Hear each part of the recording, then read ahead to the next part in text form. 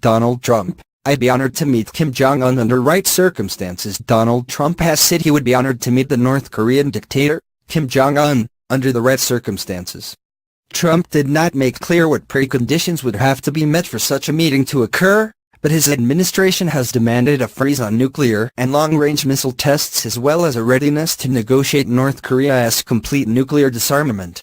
Trump and his senior officials have also stressed that they will consider military options for constraining Kim's regime if it perseveres with testing nuclear warheads or continues the development of intercontinental ballistic missiles capable of reaching the continental U.S. The administration has sent an aircraft carrier and a guided missile submarine to the region, as a sign of its resolve, though most military analysts say preemptive strikes could trigger a catastrophic war. Trump made his suggestion of talks earlier on Monday in an interview with Bloomberg News. "If it would be appropriate for me to meet with him, I would absolutely," he said. "I would be honored to do it. If it is under the right circumstances. But I would do that. Most political people would never say that," he added. "But I am telling you, under the right circumstances I would meet with him." We have breaking news. At Monday's White House press briefing, spokesman Sean Spicer said a lot of conditions would have to be met before any summit meeting, and that North Korea's provocative behavior would have to be ratcheted down immediately. Spicer added that Pyongyang would have to show signs of good faith and added, "Clearly the conditions are not there right now." President Trump has made several complimentary references to Kim, describing him in a CBS interview over the weekend as a smart cookie.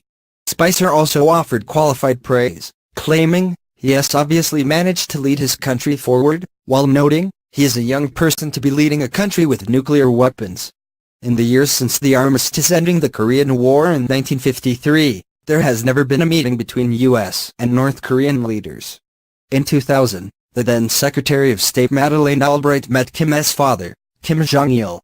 There has been no high-level contact since then.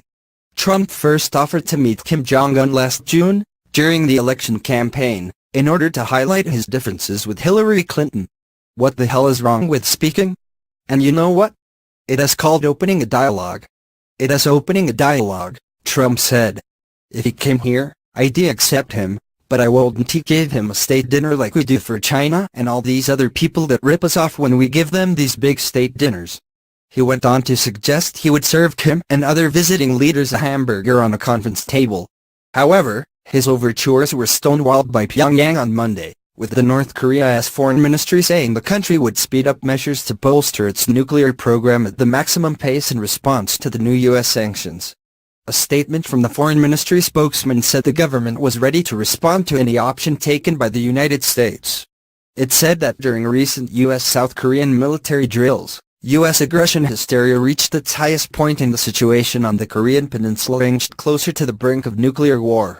Since coming to office in January, Trump has sent conflicting signals about his administration's policy on North Korea, its readiness to use force, the culpability of China in failing to rein Pyongyang in, and its readiness to talk directly to Kim's regime.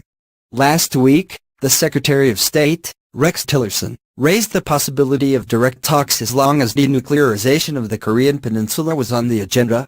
Last July, the North Korean regime declared itself in favor of that goal.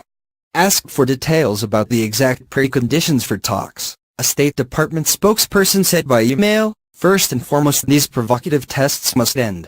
Then we will look for other indications North Korea is really ready to engage." The diplomatic wrangling comes as a controversial missile defense system whose deployment has angered China became operational in South Korea on Monday.